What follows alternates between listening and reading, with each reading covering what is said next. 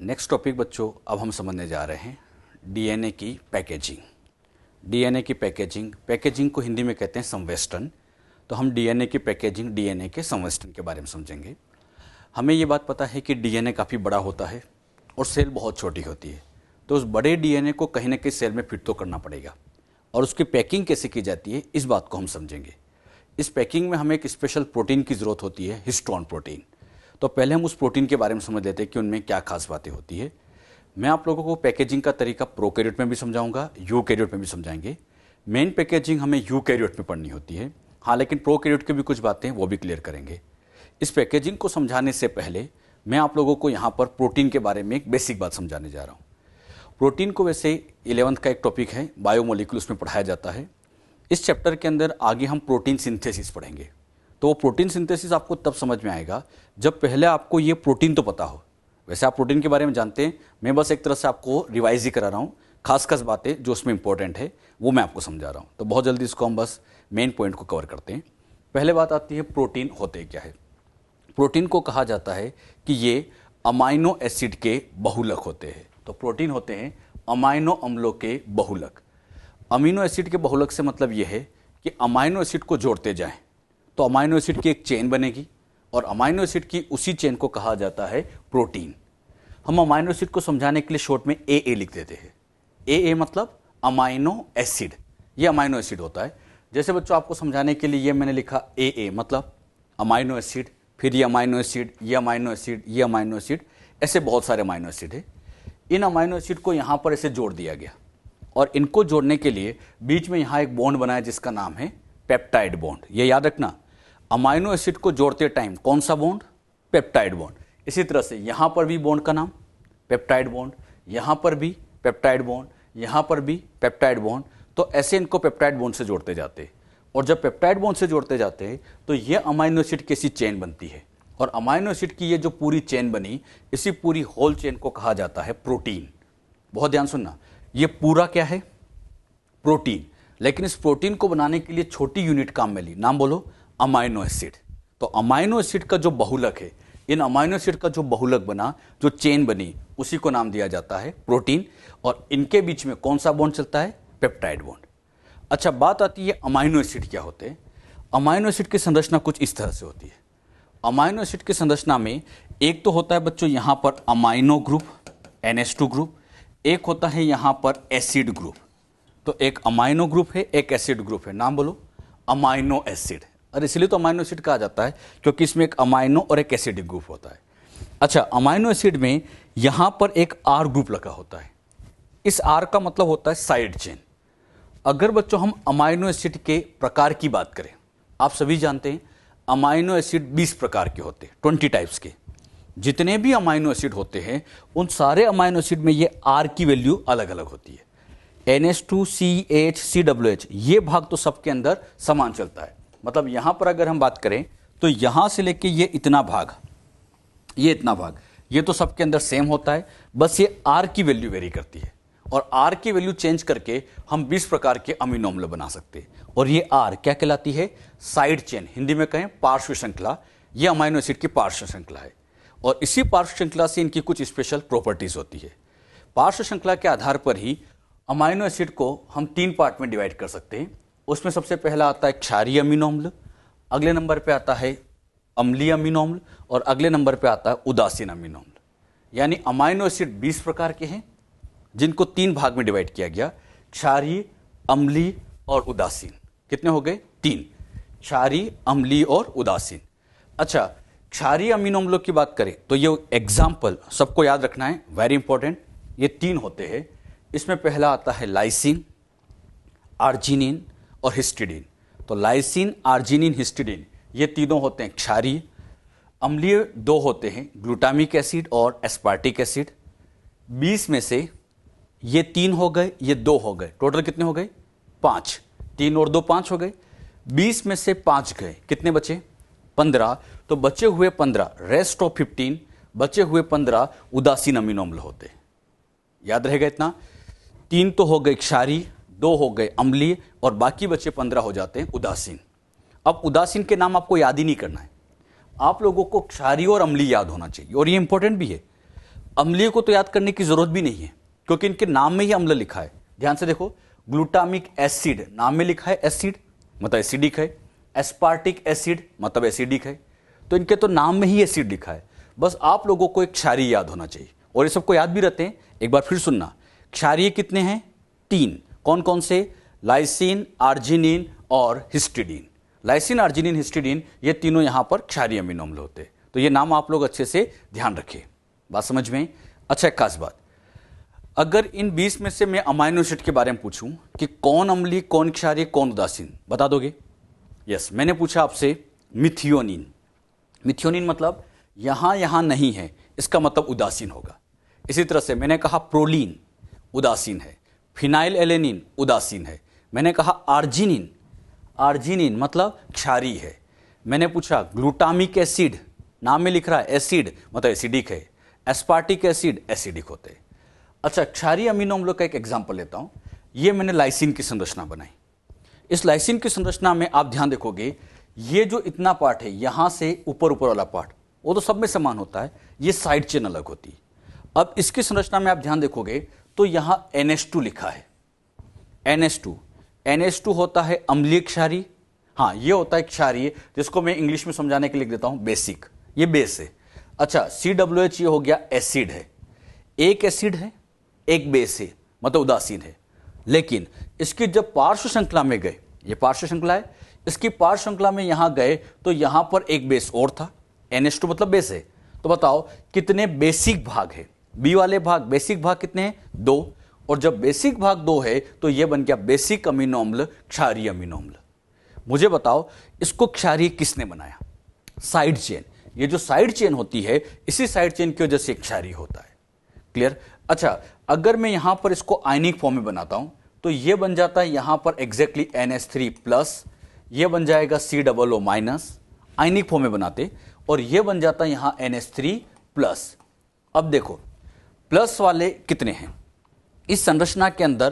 Plus वाले तो आपको 2 दिखाई दे रहे और माइनस वाला 1 दिखाई दे रहा है। बताओ प्लस की नंबर ज्यादा है या माइनस की? हाँ, वेरी गुड, प्लस की नंबर ज्यादा है। तो इस पर नेट चार्ज अगर निकाला जाए तो इस पर नेट चार्ज पॉजिटिव आता है। तो एक बहुत इंपॉर्टेंट पॉइंट, क्षारीय अमीनो अम्लों पर नेट चार्ज हमेशा पॉजिटिव होता है, और यह पॉजिटिव इस पार्श्व श्रृंखला की वजह से। क्योंकि यह पार्श्व श्रृंखला नहीं होती तब तो यह उदासीन होता, 1 + 1 - होता। लेकिन एक्स्ट्रा प्लस कहां आया? पार्श्व श्रृंखला में, और पार्श्व श्रृंखला की वजह से यह पॉजिटिव है।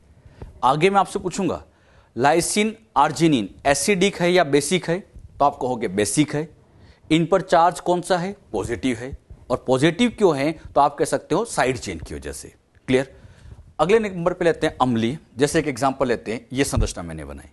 ये संरचना एग्जैक्टली ग्लूटामिक एसिड की है। जैसे लाइसिन की थी, ये ग्लूटामिक एसिड की है। इस संरचना में आप देखोगे तो ये तो हो गया यहां बेस, और ये हो गया एसिड। एक एसिड एक बेस, अभी तक तो उदासीन था, लेकिन साइड चेन में COOH मतलब ये भी यहां पर एसिड आ गया। अब बताओ एसिडिक भाग कितने? बोलो बच्चों, 2। बेस कितना? 1। एसिडिक भाग ज्यादा है तो इसको हम कह सकते हैं एसिडिक अमीनो अम्ल, अम्लीय अमीनो अम्ल। अच्छा, इसको अम्लीय किसने बनाया? तो साइड चेन। अब इसको भी यहां पर हम आयनिक फॉर्म में बना के देखें तो ये यहां आ जाएगा NH3+, COO- और COO-। अब गिनो, माइनस चार्ज कितने हैं? 2। तो इस पर नेट चार्ज आ जाता है नेगेटिव। तो हमने क्या सीखा? अम्लीय अमीनो अम्लों पर नेट चार्ज नेगेटिव होता है, बेसिक पर नेट चार्ज पॉजिटिव होता है, इन पर नेट चार्ज नेगेटिव होता है। उदासीन अमीनो अम्लों का जैसे यहां पर डायग्राम में ड्रॉ किया। अब यहां देखो, एक बेस है और एक एसिड है, साइड में कुछ नहीं है। साइड में ना तो NH2 है ना COOH है, एक ही एसिड है एक ही बेस है, मतलब हम कह सकते हैं ये ओवरऑल उदासीन है। तो ये उदासीन अमीनो अम्ल होता है, क्योंकि एक ही एसिडिक भाग होता है और एक ही बेसिक भाग होता है, तो हम कह सकते हैं उदासीन है। अब इस उदासीन पर चार्ज निकाला जाए तो इधर तो हो जाएगा NH3+, ये हो जाएगा COO-, नेट चार्ज 0। इस पर नेट चार्ज कितना आ जाएगा बच्चों? 0 हो जाता है। तो हमने क्या सीखा? बेसिक पर नेट चार्ज पॉजिटिव होता है, क्षारीय पर नेट चार्ज पॉजिटिव होता है, अम्लीय पर नेट चार्ज नेगेटिव होता है, लेकिन उदासीन की बात करें तो इस पर नेट चार्ज 0 हो जाता है। उदासीन पर नेट चार्ज क्या रहेगा बच्चों? 0 रहता है। आगे मैं आपसे ये उदाहरण पूछूंगा तो ये आप लोग ध्यान रखें। मैं ये कहूंगा आपसे, लाइसिन पर कौन सा चार्ज, बोलो पॉजिटिव। किसकी वजह से? तो उसकी साइड चेन की वजह से ऐसा होता है। जो बात यहां पर समझाई गई, क्लियर हुई? अब बच्चों हम पैकेजिंग वाले पार्ट पर वापस आते हैं। पहले मैं आपको पैकेजिंग समझाता हूं, डीएनए कुंडली की पैकेजिंग, और ये पैकेजिंग हम समझने जा रहे हैं प्रोकैरियोट्स में। तो प्रोकैरियोट्स में डीएनए की पैकेजिंग कैसे होती है वो बात आपको सिखाई जाए। ये बच्चों प्रोकैरियोट है। प्रोकैरियोट में एग्जांपल ले लिया जैसे ई कोलाई। ये ई कोलाई की सेल है। ई कोलाई की सेल की जो साइज आती है ये माइक्रोमीटर में आती है, माइक्रोमीटर में होती है। और ये ई कोलाई की सेल का डीएनए जो काफी बड़ा है, आप देख भी रहे हैं, सेल तो छोटी है, डीएनए बड़ा है। अब यहां डीएनए बड़ा हो चुका है, सेल तो छोटी रहेगी, डीएनए बड़ा हो गया। अब इस बड़े डीएनए को उठा के इस सेल में फिट करना है, बड़े डीएनए को उठा के छोटी सेल में फिट करना है। यह फिट करना बड़ा प्रॉब्लमेटिक है। तो बात आती है यहां पर इसको अंदर पैक कैसे किया जाए। प्रोकैरियोट के अंदर, बहुत ध्यान सुनिएगा, प्रोकैरियोट्स के अंदर हिस्टोन प्रोटीन नहीं होता। पैकेजिंग करने का काम हम जानते हैं हिस्टोन प्रोटीन करता है, लेकिन वो केवल यूकैरियोट्स में करता है। प्रोकैरियोट में हिस्टोन बनाने की जीन ही नहीं होती है, हिस्टोन ही नहीं होता। तो बात आती है फिर यहां पैकिंग कौन करेगा। तो यहां पैकिंग करने के लिए एक स्पेशल प्रोटीन काम आता है, पॉलीअमाइंस। यहां पॉलीअमाइंस की जरूरत पड़ती है। इस पॉलीअमाइन की खास बात यह होती है कि इस पर नेट चार्ज पॉजिटिव होता है, नेट चार्ज पॉजिटिव। डीएनए पर आप सभी जानते हैं नेगेटिव चार्ज होता है, डीएनए का चार्ज नेगेटिव। बताओ किसकी वजह से? हाँ, वेरी गुड, फॉस्फेट की वजह से। लेकिन पॉलीअमाइंस पर चार्ज निकाला जाए तो इस पर नेट चार्ज पॉजिटिव होता है। पॉलीअमाइंस की क्या क्या खास बातें हैं?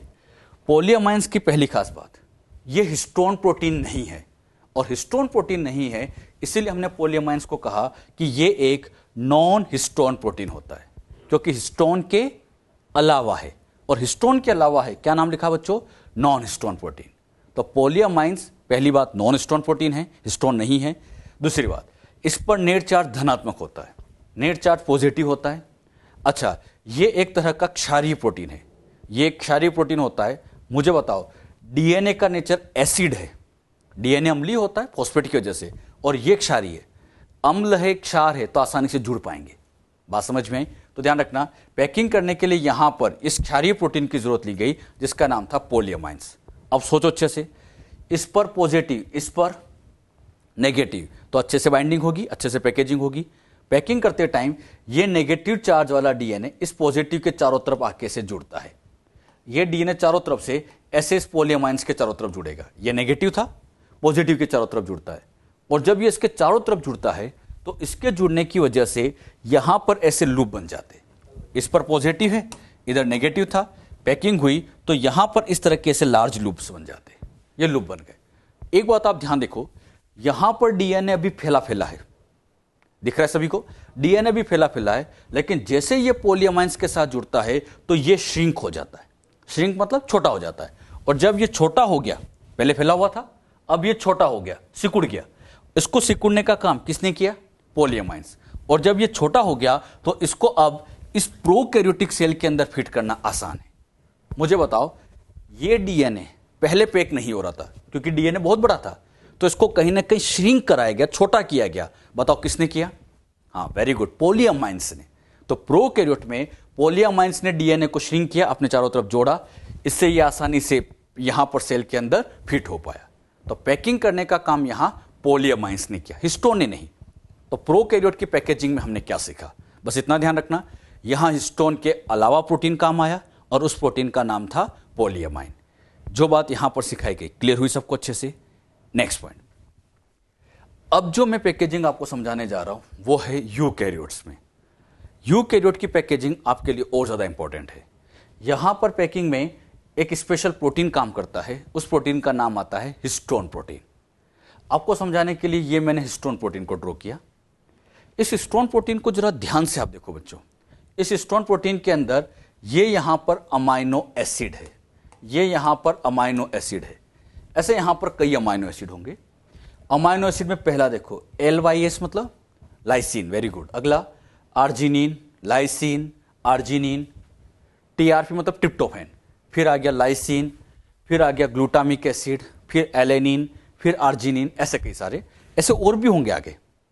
अब इस पूरे प्रोटीन को ध्यान से देखोगे तो इसमें lysine arginine, lysine arginine, lysine, lysine arginine, क्या इनकी नंबर आपको ज्यादा दिखाई दे रही है? यस, हिस्टोन प्रोटीन के अंदर लाइसिन और आर्जिनिन की नंबर दूसरे अमीनो एसिड से ज्यादा होती है। अच्छा मुझे बताओ, क्या इसमें अन्य अमीनो एसिड नहीं है? अन्य अमीनो एसिड भी तो है। लाइसिन आर्जिनिन के अलावा इसमें अन्य अमीनो एसिड भी होते हैं। हम ये कहेंगे लाइसिन आर्जिनिन की नंबर इसके अंदर ज्यादा होती है। मैं क्वेश्चन पूछ रहा हूं आपसे, हिस्टोन प्रोटीन में केवल लाइसिन आर्जिनिन है? गलत है। अरे लाइसिन आर्जिनिन के अलावा दूसरे अमीनो अम्ल भी होते हैं। हम ये कहेंगे लाइसिन आर्जिनिन की नंबर ज्यादा होती है।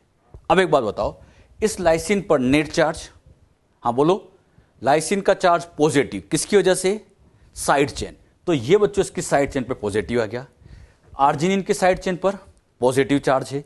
इसी तरह से लाइसिन पर पॉजिटिव, आर्जिनिन पर पॉजिटिव। बताओ ट्रिप्टोफैन, न ये अम्लीय है न ये क्षारीय, उदासीन है, तो नेट चार्ज इस पर जीरो रहेगा, कुछ नहीं। इसी तरह से अगला आता है lysine, charge positive. Glutamic acid पर नेगेटिव, अम्लीय होता है। एलेनिन पर उदासीन जीरो, आर्जिनिन पर पॉजिटिव। अब यहां पर आप ध्यान से देखोगे तो इस पर ज्यादातर चार्ज, इस पूरे हिस्टोन प्रोटीन को ध्यान से देखो, ज्यादातर चार्ज प्लस दिख रहा है या माइनस? देखो इस पर plus plus plus plus plus plus, minus तो बहुत कम ही दिख रहा है। तो किसकी संख्या ज्यादा है, प्लस की या माइनस की? प्लस की संख्या ज्यादा है, तो मैं कह सकता हूं यह हिस्टोन प्रोटीन पॉजिटिवली चार्ज होता है। हिस्टोन प्रोटीन पॉजिटिवली चार्ज होता है क्योंकि इसमें प्लस की संख्या ज्यादा होती है। तो हिस्टोन प्रोटीन की क्या खास बातें? पहली खास बात, क्षारीय अमीनो अम्ल लाइसिन आर्जिनिन की बहुलता होती है, इसकी संख्या ज्यादा होती है। एक एक पॉइंट इंपॉर्टेंट है, लाइसिन आर्जिनिन की संख्या ज्यादा होती है। अच्छा, लाइसिन आर्जिनिन दोनों की साइड चेन में धनात्मक आवेश होता है। लाइसिन आर्जिनिन की साइड चेन में धनात्मक आवेश होता है और इसी धनात्मक आवेश की वजह से हिस्टोन में धनात्मक आवेश आ जाता है। बताओ इस पूरे हिस्टोन प्रोटीन पर नेट चार्ज कौन सा आ गया? पॉजिटिव आ गया, इन लाइसिन और आर्जिनिन के कारण। बात आती है हिस्टोन का कार्य क्या है। हिस्टोन का बड़ा आसान सा काम होता है पैकिंग करना। आप सभी जानते हैं डीएनए, ये डीएनए, इसे डीएनए पर चार्ज बोलो बच्चों, नेगेटिव होता है। डीएनए पर नेगेटिव चार्ज होता है। अब इसको अगर सेल के अंदर बिठाना है, सेल के अंदर बिठाना है तो ऐसा मॉलिक्यूल चाहिए जिस पर पॉजिटिव हो, और हिस्टोन पर पॉजिटिव चार्ज है, तो हिस्टोन बड़े आसानी से यहां पर पैक कर सकता है। तो याद रखिएगा, इस हिस्टोन का कार्य डीएनए संवेष्टन, संवेष्टन का मतलब पैकेजिंग, तो ये यहां पैकेजिंग में काम आता है। आप बच्चों ऐसे समझ सकते हो, जैसे हमारे पास एक लंबी रस्सी है, उस रस्सी को अगर फैला के रखा जाए ज्यादा जगह चाहिए, लेकिन उस रस्सी को अगर फोल्ड कर दिया जाए तो वो एक छोटे से कोने में भी आ जाएगी। बस यही कंसेप्ट यहां है। डीएनए बहुत लंबा है, डीएनए पर चार्ज कौन सा था? नेगेटिव। मान लीजिए हिस्टोन प्रोटीन है, हिस्टोन पर चार्ज पॉजिटिव, तो नेगेटिव चार्ज वाला डीएनए इस हिस्टोन के चारों तरफ लपटेगा और इसके चारों तरफ इस तरह से इसको पैक करेंगे कि बड़ा सा डीएनए छोटी सी सेल में ही पैक हो जाएगा। तो यहां पैकिंग करने के लिए कौन सा प्रोटीन काम आता है? हिस्टोन। और हिस्टोन की जरूरत क्यों पड़ रही है? क्योंकि ये पॉजिटिव चार्ज है और डीएनए पर नेगेटिव था। बात समझ में? अच्छा, कैसे पैकिंग का कंसेप्ट होता है इसको और डिटेल में हम समझते हैं। हम बच्चों यूकैरियोट्स में डीएनए पैकेजिंग समझ रहे हैं। यूकैरियोट्स का डीएनए काफ़ी बड़ा होता है। आपको समझाने के लिए ये काफ़ी बड़ा सा डीएनए बना दिया। अब इस डीएनए को पैक करना है। यूकैरियोट्स में पैकिंग करने वाला प्रोटीन हिस्टोन प्रोटीन होता है। हिस्टोन प्रोटीन ये टोटल 5 प्रकार के होते हैं। इन 5 प्रकार में एक होता है H1, H2A, H2B, H3, H4, ऐसे ये टोटल 5 प्रकार के होते हैं। इन 5 प्रकार में यहाँ पर H5 नहीं होता, H5 नहीं है। हाँ, H2 के 2 फॉर्म है, H2A, H2B। ये पांचों के पांचों हिस्टोन ही है तो सारे हिस्टोन ही है। और जब सारे हिस्टोन है तो इनमें किसी पर भी चार्ज निकाला जाए सबके ऊपर नेट चार्ज पॉजिटिव आएगा। मतलब हम H1 पे निकाले चाहे H3 पे निकाले, किसी पर भी चार्ज निकाला जाए सभी के ऊपर नेट चार्ज पॉजिटिव आता है, क्योंकि ये है तो सभी के सभी हिस्टोन ही है। अच्छा, जब यहां पर पैकिंग करते हैं तो इन पर तो था पॉजिटिव चार्ज, ये तो सब पॉजिटिव चार्ज वाले हैं, और डीएनए पर चार्ज होता है नेगेटिव, इन पर नेगेटिव चार्ज है।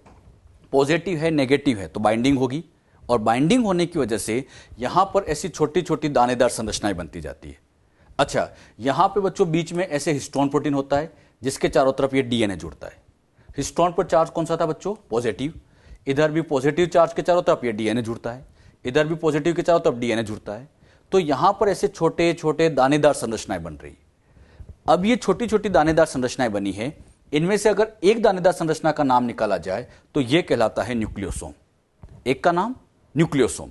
अब मैं आपसे पूछता हूं, इसका नाम न्यूक्लियोसोम, ये न्यूक्लियोसोम, मतलब ये एक छोटा दाना अपने आप में न्यूक्लियोसोम कहलाता है।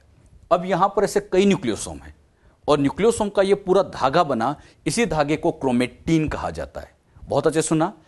ये जो था ये तो था डीएनए, लेकिन यही डीएनए जब हिस्टोन के साथ जुड़ा तो छोटी छोटी यहां पर दानेदार संरचनाएं बनती जाती है, उसको अब नाम दे दिया जाता है क्रोमेटिन। इस क्रोमेटिन के अंदर ये जो छोटी सी दानेदार संरचनाएं दिखाई दी, इस छोटी दानेदार संरचना का नाम है न्यूक्लियोसोम। ये न्यूक्लियोसोम बहुत छोटे होते, बहुत छोटे, इतने छोटे कि सिंपल माइक्रोस्कोप में नजर ही नहीं आएंगे। इनको देखने के लिए इलेक्ट्रॉन माइक्रोस्कोप चाहिए।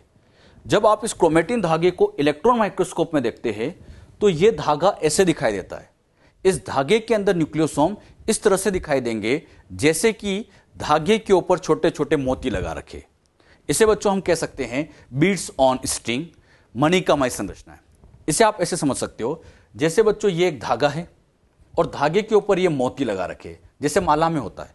माला के अंदर बीच में धागा होता है और उसके ऊपर मोती लगे होते हैं, और ये जो मोतीनुमा संरचना आपको दिखाई दे रही है, इसी मोतीनुमा संरचना को नाम दिया जाता है न्यूक्लियोसोम।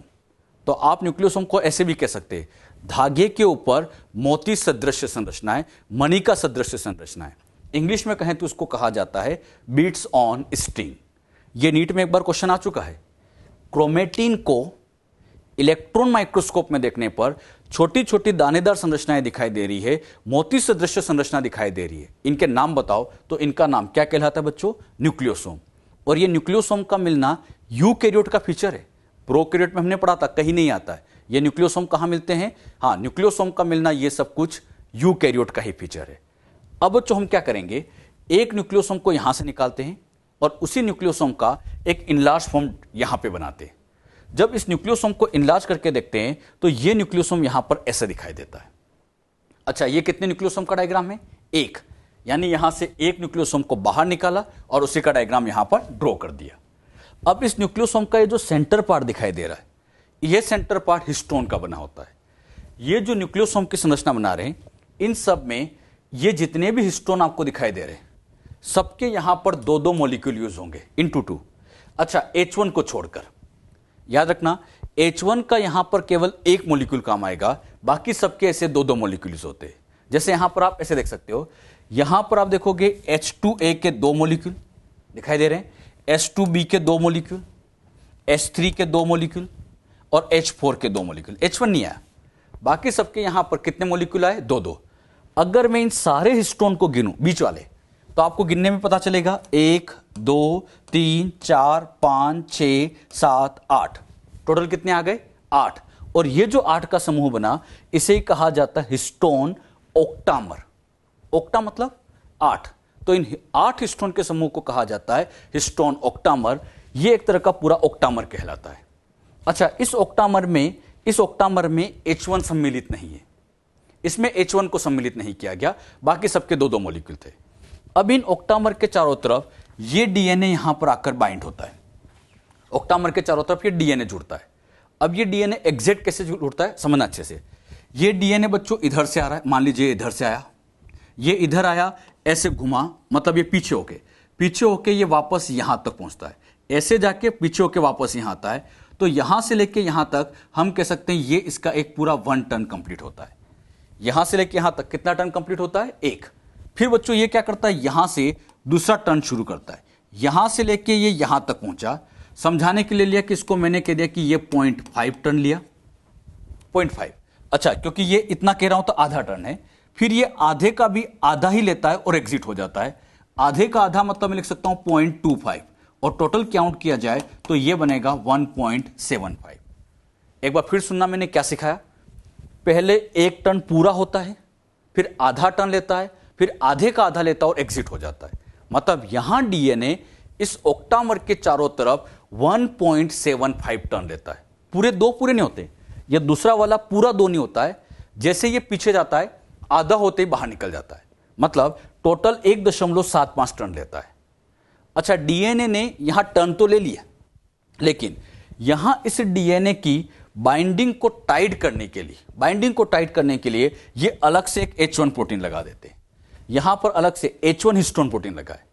H1 हिस्टोन इससे लगाते हैं ताकि इसकी बाइंडिंग टाइट हो जाए, तो इसीलिए H1 को कहा भी जाता है बाइंडिंग प्रोटीन। ये पूरे कॉम्प्लेक्स को इससे बाइंड अप करके रखता है, इसीलिए इसको बाइंडिंग प्रोटीन के नाम से जाना जाता है। इसको बच्चों आप यहां पर ऐसे समझ सकते हैं, जैसे मान लीजिए ये हिस्टोन का ऑक्टामर है। अच्छा, इस ऑक्टामर में ढंग से बताना, ऑक्टामर के अंदर H1 का मॉलिक्यूल नहीं है, बाकी सबके 2 मॉलिक्यूल, H2A के 2 मॉलिक्यूल, H2B के 2, H3 के 2, H4 के 2, टोटल 8 है। समूह का नाम ऑक्टामर। इस ऑक्टामर पे चार्ज पॉजिटिव, वेरी गुड। ये बच्चों डीएनए है और डीएनए पर चार्ज नेगेटिव, इधर आ गया पॉजिटिव, इधर आ गया नेगेटिव। अब इस ऑक्टामर के चारों तरफ ये डीएनए जुड़ेगा। जब ये डीएनए यहां जुड़ता है तो मान लीजिए डीएनए ने यहां से एंट्री की, इस पॉइंट से एंट्री की, यहां गया, पीछे होके ये वापस यहीं आ गया, मतलब ऐसे टर्न होता है, पीछे होके वहां वापस में आता है। ये पीछे वाला दिखाई नहीं देता है, ये दिखाई नहीं देता है, लेकिन ये घूम के आता है। अब बताओ कितने टर्न पूरे हुए? 1, तो यही लिखा था पहला टर्न। बात समझ में? अच्छा, 1 टर्न पूरा होने के बाद फिर यहां से एंटर करता है और ये इतना जाता है, इतना मतलब आधा। ध्यान से देखिएगा, यहां से लेके ये यहां तक गया, कितना हुआ? आधा। आधे के बाद ये आधा और जाता है और आधा और जाने के बाद एग्जिट हो जाता है, मतलब कभी भी ये 2 टर्न पूरे नहीं करता, उससे पहले ही बाहर निकल जाता है। तो एक बार फिर सुनना, डीएनए ने यहां पर कितने टर्न पूरे किए? पहला टर्न पूरा किया, फिर आधा गया, फिर आधे का आधा गया, 1.75 टर्न पूरे हो गए। ये 2 पूरे नहीं करता।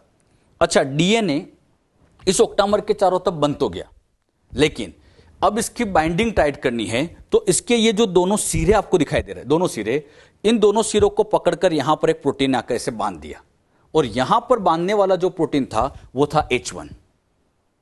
बात समझ में? यहां पर एक प्रोटीन चिपका रखा है, नाम बोलो बच्चों उसका, H1। इस H1 का एक ही मॉलिक्यूल है। ये H1 पूरे कॉम्प्लेक्स को बाइंड करके रखता है, इसीलिए इसको बाइंडिंग प्रोटीन कहते हैं। अब यहां देखना, जो डीएनए ये बंध चुका है, जो बंधा हुआ डीएनए दिखाई दे रहा है, जो डीएनए बंध चुका है ये बाइंडिंग डीएनए कहलाता है, और ये जो साइड में आपको लटका हुआ डीएनए दिखाई दे रहा है, ये डीएनए अब कहलाता है लिंकर डीएनए। इसको बच्चों आप ऐसे समझ सकते हो कि यहां पर ये जो डीएनए बंधा हुआ दिख रहा है, इसको हम कह देंगे बाइंडिंग डीएनए, और ये जो साइड में आपको डीएनए दिखाई दे रहा है, इस डीएनए को लिंकर डीएनए कह देते हैं। लिंकर इसलिए कहते हैं क्योंकि ये नियर बाय न्यूक्लियोसोम को लिंक करता है, जोड़ के रखता है। इसको आप ऐसे समझ सकते हो। यहां पे बच्चों ये डीएनए, ढंग से देखना सभी, ये डीएनए यहां पर ऐसे बंधा हुआ था, ये ऐसे बंधा हुआ था। अगर ये बंधा हुआ है, नाम बोलो, हाँ, बाइंडिंग डीएनए। अब यहां पर ये जो साइड वाला और इधर साइड वाला जो डीएनए दिखाई दे रहा है, ये थोड़ा थोड़ा सा, इस साइड वाले डीएनए को ही नाम दिया जाता है लिंकर। और लिंकर क्यों कहते हैं? क्योंकि पास वाले न्यूक्लियोसोम को जोड़ता है। अरे ये डीएनए पास वाले न्यूक्लियोसोम से जोड़ने का काम करता है, इसलिए इसको लिंकर डीएनए। एक बार फिर से बताना, बताओ ये डीएनए कौन सा है? बंधा हुआ, बाइंडिंग डीएनए। यहां पर एक स्पेशल प्रोटीन चिपका रखा है H1, और ये जो साइड का डीएनए लगा हुआ है, ये साइड वाला डीएनए, नाम बोलो, लिंकर डीएनए। और इस पूरी संरचना का नाम बन जाता है न्यूक्लियोसोम। मतलब ये जो पूरी संरचना बन गई, ये न्यूक्लियोसोम है। इस न्यूक्लियोसोम का ये जो सेंटर पार्ट होता है, इसे हम कोर ऑफ हिस्टोन मॉलिक्यूल कह सकते हैं। ये हिस्टोन का कोर भाग, या इसको हम इसका NU पार्ट भी कह सकते हैं, NU पार्ट भी कह सकते हैं। इस न्यूक्लियोसोम के अंदर मान लीजिए बच्चों, मैंने यहां लिखा A है, A लिखा तो सामने तो T आएगा। अच्छा, A और T दोनों को मिला के यहां पर मान लेंगे base pair.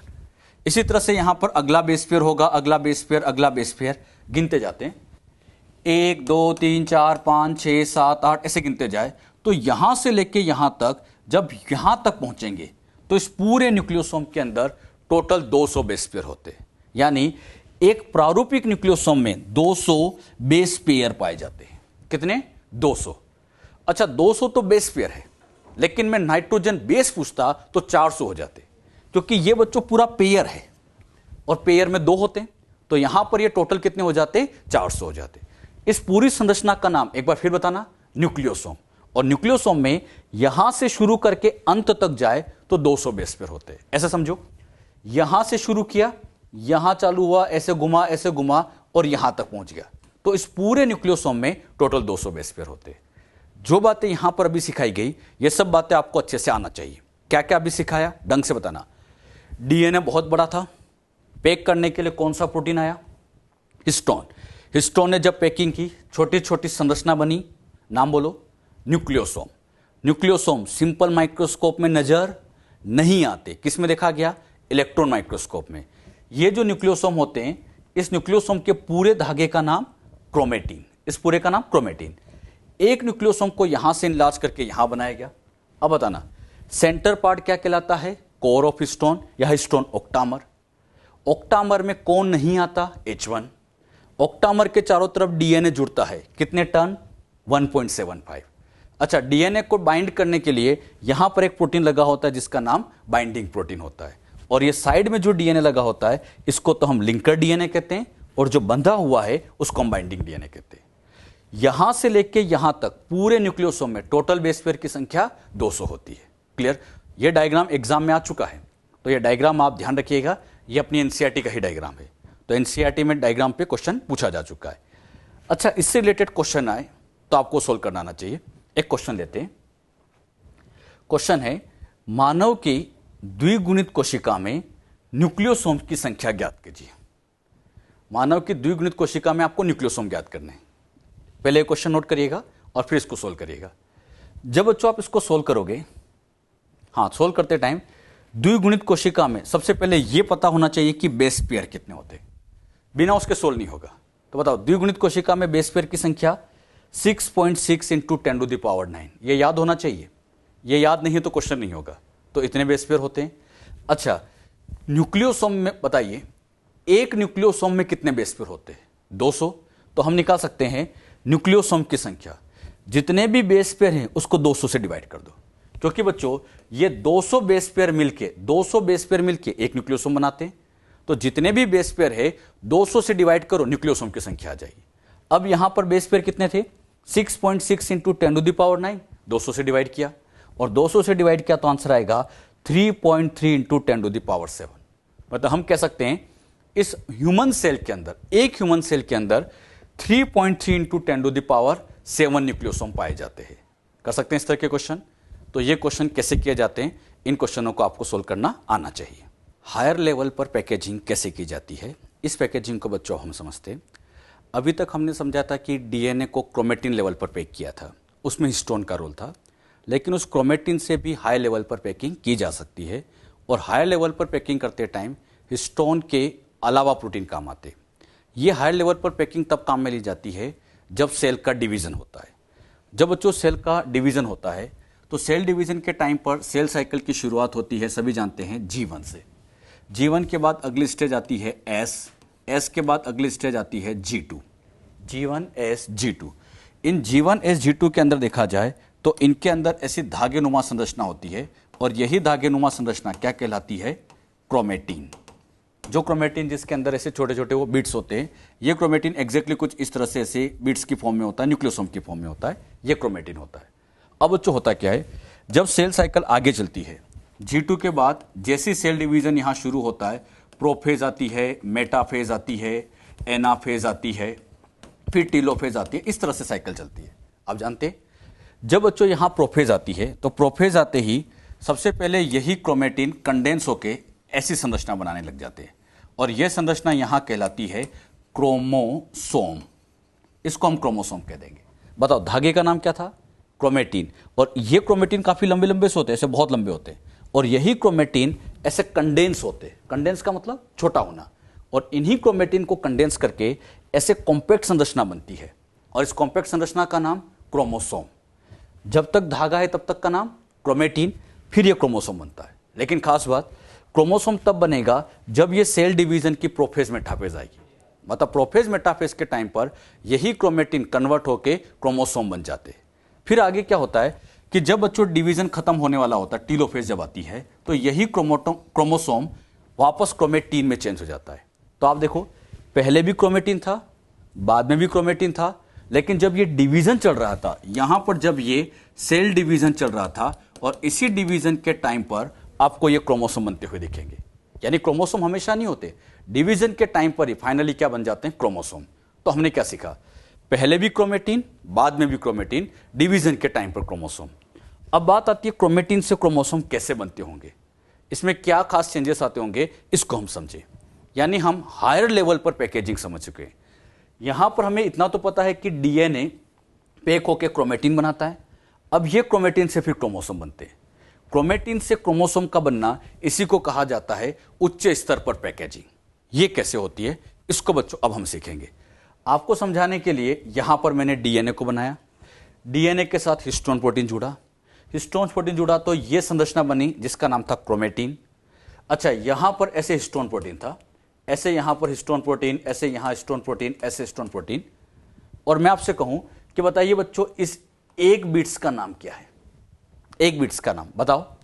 Very good, nucleosome. इसका नाम न्यूक्लियोसोम, ये न्यूक्लियोसोम। और पूरे धागे का नाम क्रोमेटिन, पूरे का नाम तो क्रोमेटिन है।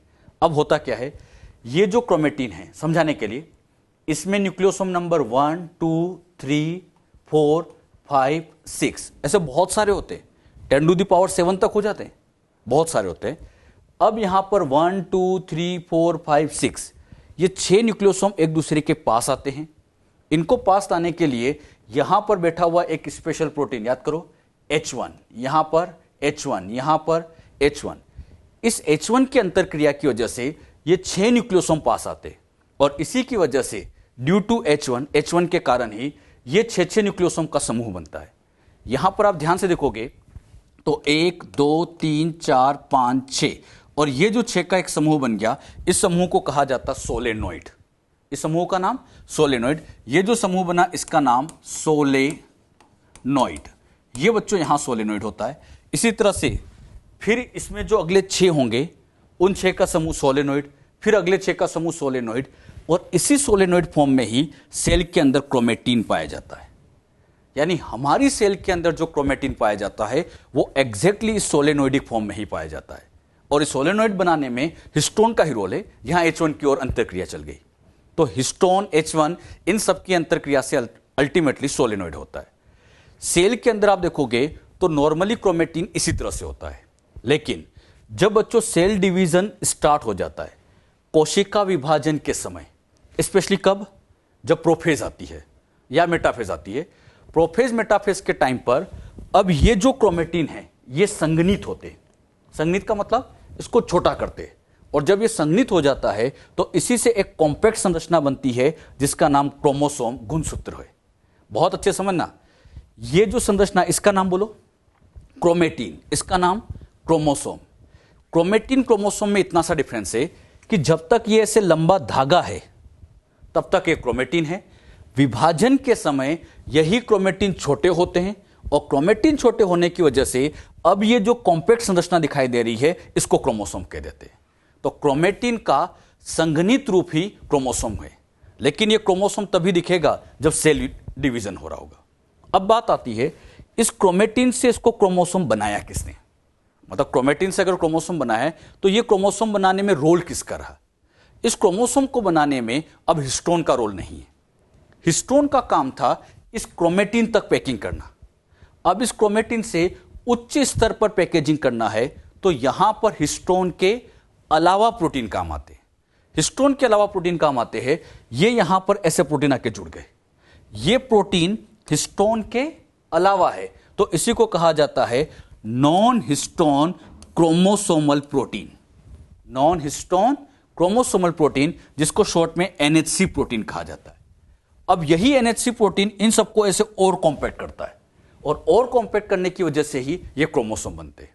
तो मुझे बताओ, यहां पर इसको नॉन हिस्टोन क्यों कहा। एक एक चीज सीखेंगे हम।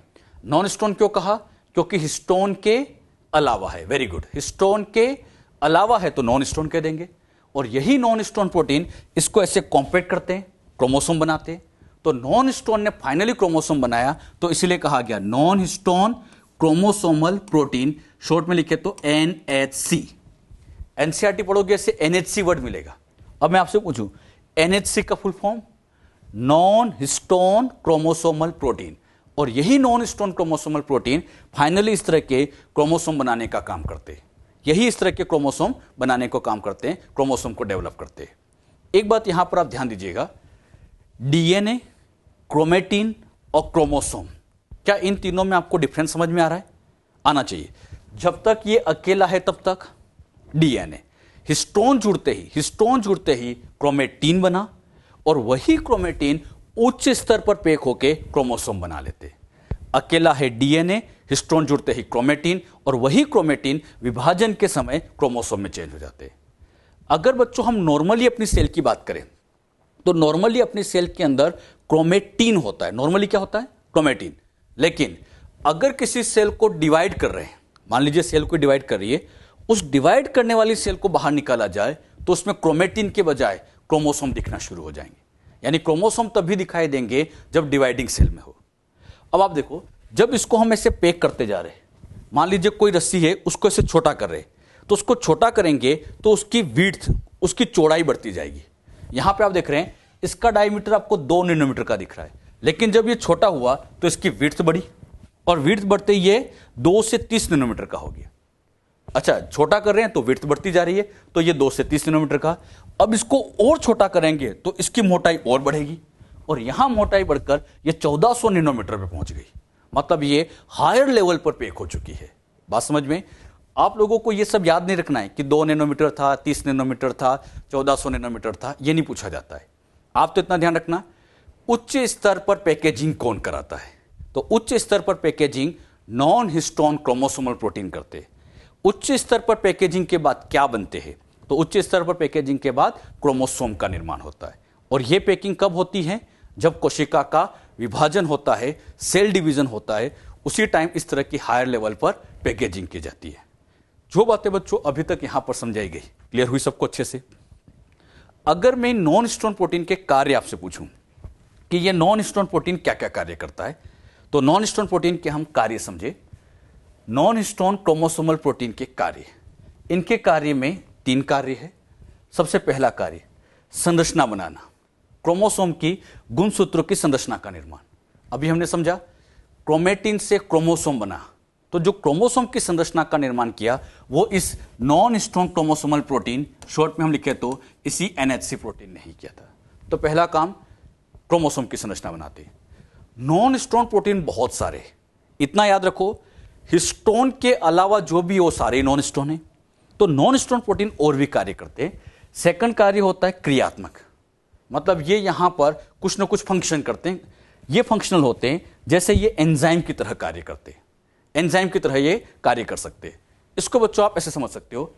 आपको समझाने के लिए यहां पर मैंने ये डीएनए को ड्रॉ किया। समझने के लिए हमने बच्चों इस तरह से ये यहां पर डीएनए बना दिया, ये यहां डीएनए बना दिया। अच्छा, डीएनए बनाने के बाद इस डीएनए को पैक करने के लिए ये मैंने रेड कलर से कुछ प्रोटीन बनाए। बताओ, इन प्रोटीन का नाम सभी जानते हैं। रेड वाला कौन सा होता है? हिस्टोन। ये रेड वाला हिस्टोन है। अब सपोज करो डीएनए से आरएनए बनाना है। कौन सा? आरएनए बनाना है। तो आरएनए बनाने के लिए यहां पर हमें डीएनए से ये बच्चों इस तरह से मान लीजिए यहां पर आरएनए का निर्माण करना है। बताओ, डीएनए से क्या बनाना है? आरएनए। तो आरएनए बनाने के लिए क्या किया जाता है कि इसके साथ यहां पर ऐसे कुछ दूसरे प्रोटीन आके जोड़ने पड़ेंगे। आरएनए बनाने के लिए कुछ प्रोटीन जोड़ना पड़ेगा, और यह प्रोटीन कोई और नहीं, एक तरह का एंजाइम है जिसका नाम है आरएनए पॉलीमरेज। यह आरएनए पॉलीमरेज है। आरएनए पॉलीमरेज ही इस डीएनए से आरएनए बना रहा है। अब खास बात, यह आरएनए पॉलीमरेज क्या इस हिस्टोन के अलावा है? यस, हिस्टोन के अलावा है। मतलब मैं इसको लिख सकता हूं कि यह हिस्टोन के अलावा मीन्स ये यहां पर नॉन हिस्टोन ही है। हिस्टोन के अलावा मतलब नॉन हिस्टोन ही है। तो नॉन हिस्टोन प्रोटीन एक तरह का आरएनए पॉलीमरेज भी हो सकता है, जो यहां एंजाइम का काम कर रहा है। तो ये एंजाइम की तरह भी कार्य कर सकते हैं, जैसे आरएनए पॉलीमरेज भी हो सकता है, डीएनए पॉलीमरेज भी हो सकता है। कैसे ये आरएनए पॉलीमरेज आरएनए बनाता है अभी कुछ नहीं पढ़ेंगे, इसको डिटेल में आगे सिखाया जाएगा। क्लियर? अच्छा, इनका थर्ड फंक्शन होता है नियामक NHC प्रोटीन। नियामक का मतलब होता है रेगुलेशन वाला, जीन रेगुलेशन। जीन रेगुलेशन कैसे किया जाता है यह भी बच्चों अपना एक टॉपिक है, बहुत इंपॉर्टेंट टॉपिक है। जबकि ये इसको मैं आपको आगे समझाएंगे जब प्रोटीन सिंथेसिस हम पढ़ लेंगे, उसके बाद जीन रेगुलेशन ही हम समझते हैं, तो वहां पर आपको यह पॉइंट और अच्छे से क्लियर होगा। अभी बस ये नाम लिख लीजिए, बाकी इसके बारे में डिटेल में तो आगे आएगा।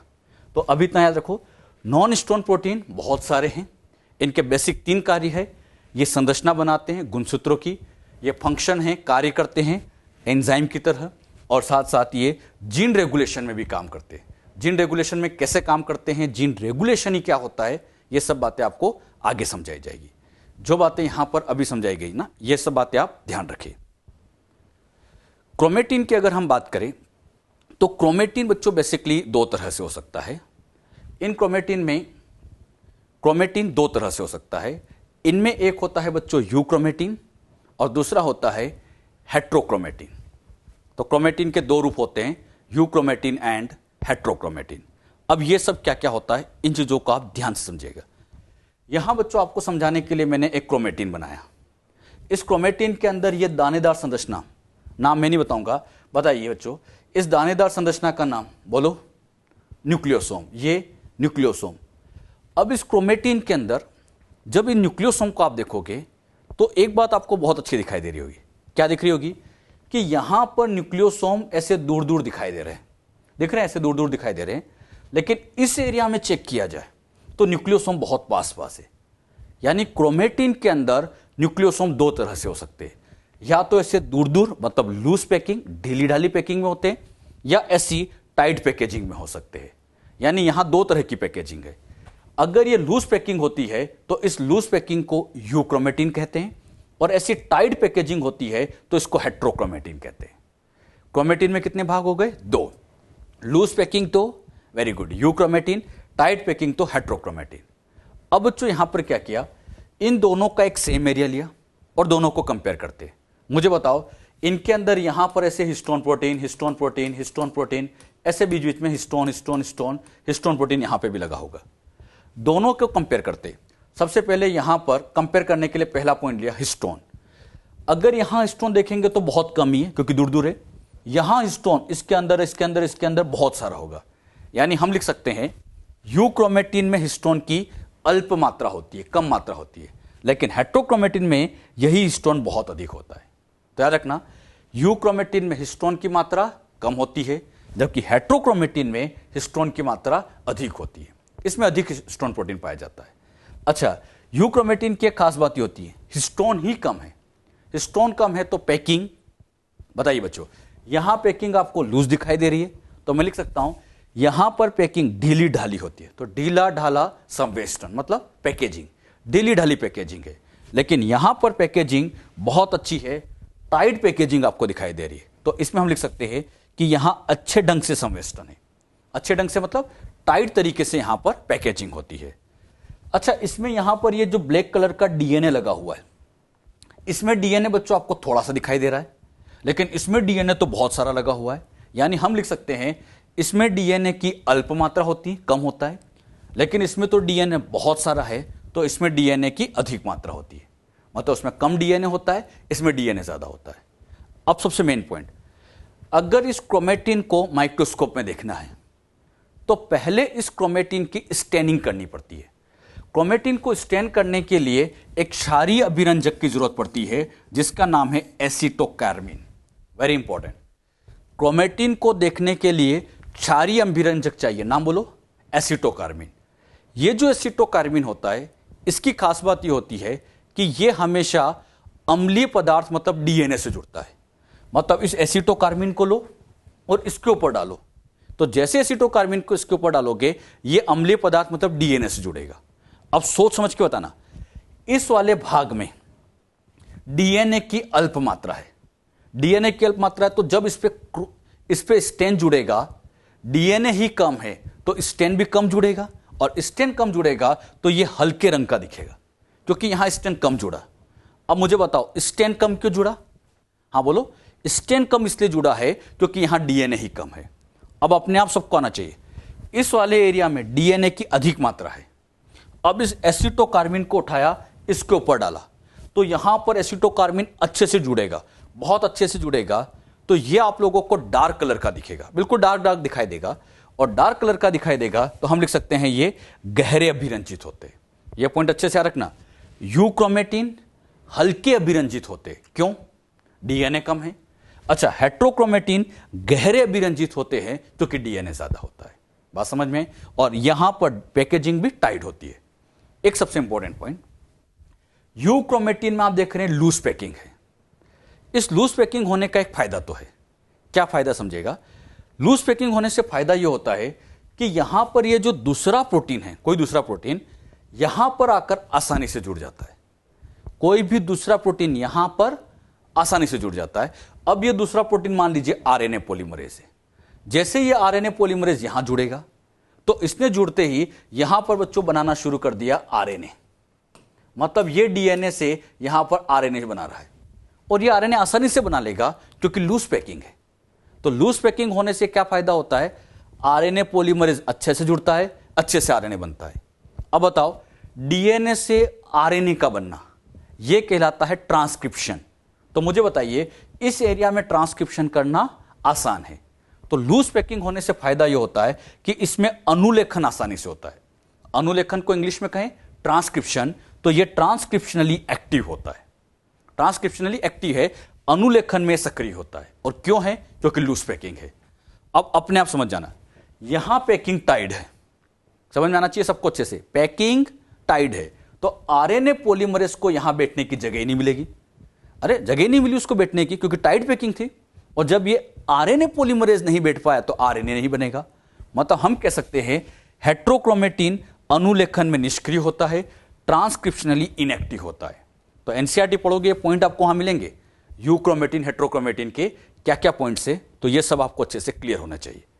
जितनी बातें यहां समझाई गई, अब इन बातों से रिलेटेड मैं कुछ क्वेश्चन आपसे पूछता हूं, अच्छे से आंसर देना। यूक्रोमेटिन हेट्रोक्रोमेटिन दोनों में से गहरे रंग का, बोलो बच्चों, गहरे रंग का हेट्रोक्रोमेटिन, हल्के रंग का लाइट कलर का यूक्रोमेटिन, ढीली ढाली packing euchromatin, tight packing heterochromatin, transcriptionally active euchromatin, और ट्रांसक्रिप्शनली इनएक्टिव की बात करें तो हेट्रोक्रोमेटिन। तो क्रोमेटिन कितने प्रकार के हो गए? 2, यूक्रोमेटिन एंड हेट्रोक्रोमेटिन। और इन दोनों की क्या खास बातें हैं, ये बातें आप अच्छे से याद रखें।